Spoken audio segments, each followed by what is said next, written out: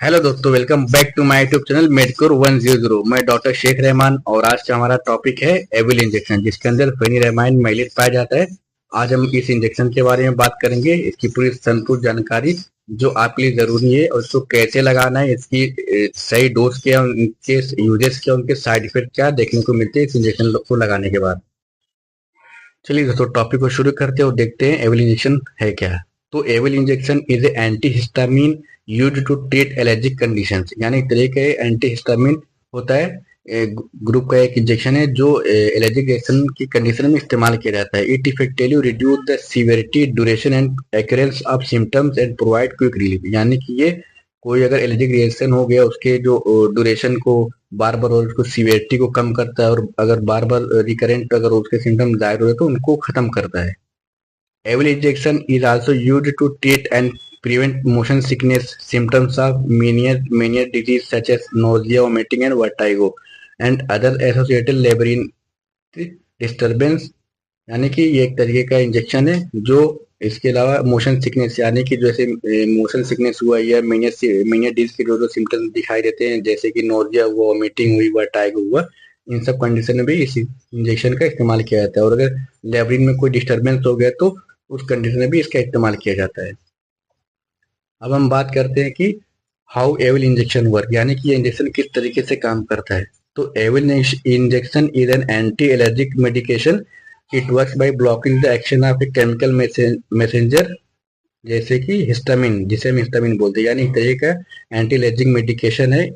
और जो क्या करता है, केमिकल जो बॉडी से रिलीज होता है जिसको हम हिस्टामिन बोलते हैं, उसको सप्रेस करके सिम्टम्स को कम करता है, यानी कि एक तरीके का एंटीहिस्टामिन इंजेक्शन है। It reduce symptoms of severe allergic reactions due to insect bite, sting, certain medicine, certain foods allergic reaction, hives, rashes, swelling, यानी कि इन सारी कंडीशन में इस इंजेक्शन का इस्तेमाल किया जाता है। जैसे कि किसी कीड़े ने काट लिया है, किसी मेडिसिन का रिएक्शन हो गया, कुछ खाने के बाद कुछ रिएक्शन हो गया है, और कुछ हाई मधुमक्खी वगैरह हो गई, या फिर कहीं पे स्वेलिंग हो गई है, कुछ भी खाने से जो एलर्जी रिएक्शन होते हैं उन सारी कंडीशन में इस इंजेक्शन का इस्तेमाल किया जाता है। आगे देखते हैं how usages of Avil injection, यानी कि ये किस कंडीशन में इस्तेमाल किया जाता है।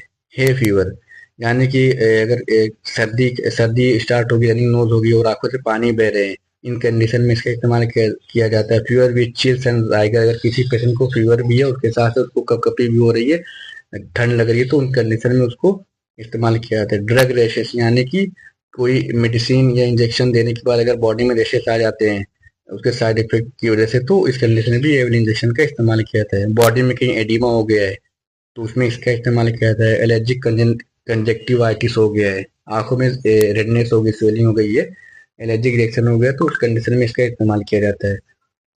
Full food allergy reaction like urticaria, pruritus etcetera, यानी कि अगर कुछ खाने के बाद बॉडी में ऐसे अर्टिकेरिया से सिम्टम जाहिर होते हैं, स्किन में प्लूराइटिस हो गई, खुली चलती है, respiratory tract conditions and other skin condition. Allergic reaction example drip rigor, blood transfusion rigor, drug reaction like urticaria, प्लूराइटिस, यानी कि अगर किसी को कभी कभी देखा होगा आपने कि पेशेंट को ड्रिप चढ़ाते हैं, कोई सा इंजेक्शन देते हैं, ड्रिप चढ़ाते हैं, उसको राइगर स्टार्ट हो जाता है, या ब्लड देने के बाद या उसके दौरान ही पेशेंट को राइगर स्टार्ट हो जाता है, तो इस कंडीशन में एविल इंजेक्शन का इस्तेमाल किया जाता है। इसलिए ब्लड ट्रांसफ्यूजन के पहले एविल और हाइड्रोकॉर्ड इंजेक्शन दिया जाता है। ट्रीटमेंट ऑफ एलर्जिक कंडीशंस, यानी कि इसका ट्रीटमेंट कहाँ कहाँ पे होता है। Treatment of respiratory disease with excessive mucus, यानी कि कोई रेस्पिरेटरी डिजीज इसमें बहुत ज़्यादा म्यूकस रेस्पिरेटरी ट्रैक से निकल रहा है, यानी कि बहुत ज़्यादा कफ वगैरह चल रहा है। Treatment of skin conditions with inflammation and itching, यानी कोई ऐसी स्किन कंडीशन है जिसमें बहुत ज़्यादा बॉडी में खुली चल रही है और सूजन हो गई है, तो उस कंडीशन में इसका इस्तेमाल करते हैं।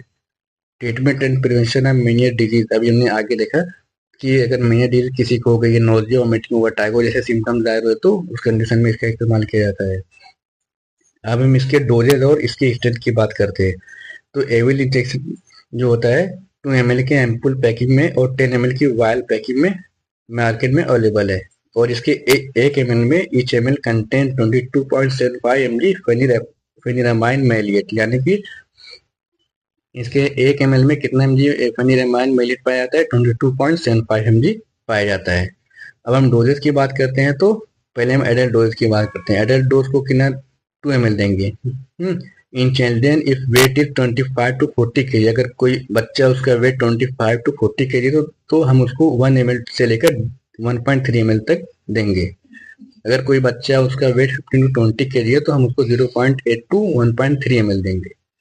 If weight of child is 10 to 15 kg, अगर कोई बच्चा उसका वेट 10 to 15 kg है तो हम उसको 0.5 ml या 0.8 ml तक देंगे।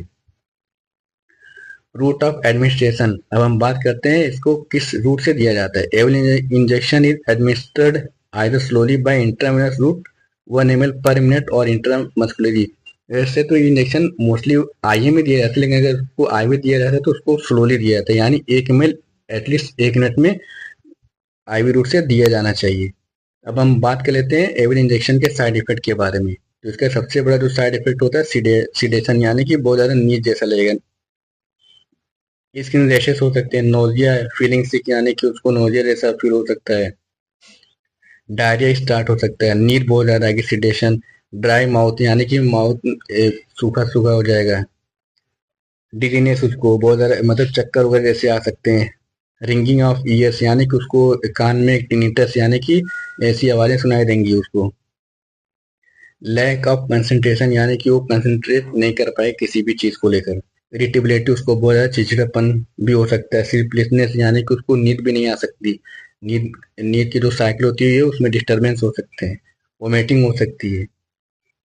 अब हम बात करते हैं कॉन्ट्रा इंडिकेशन के बारे में कि इस इंजेक्शन को किस किन पेशेंट को नहीं दे सकते। तो avoid consuming alcohol when taking the Avil injection, यानी कि अगर ये इंजेक्शन किसी को देते हैं तो उसको अल्कोहल नहीं, मतलब कि उसको अल्कोहल नहीं लेना चाहिए, या फिर अगर कोई पेशेंट अल्कोहल लिया तो उसको ये इंजेक्शन नहीं देंगे। एज इट में कॉज एक्सेसिव स्लीपलेसनेस और ड्रॉजनेस, यानी कि अगर ऐसा होता है तो इस कंडीशन में उसको बहुत ज़्यादा नींद आने लगेगी और उसको ड्रॉजनेस बहुत ज़्यादा और ड्रॉजी हो जाएगा, यानी कि अनकॉन्शियस जैसा उसको फील होने लगेगा। If you are allergic or if you are allergic to pheniramine maleate और the other components of Avil, यानी कि इसके जो और भी कंपोनेंट होते हैं, अगर उससे आपको अगर एलर्जी है या फिर फेनिरामाइन मैलिएट से एलर्जी है तो उस कंडीशन में इस इंजेक्शन को नहीं देंगे।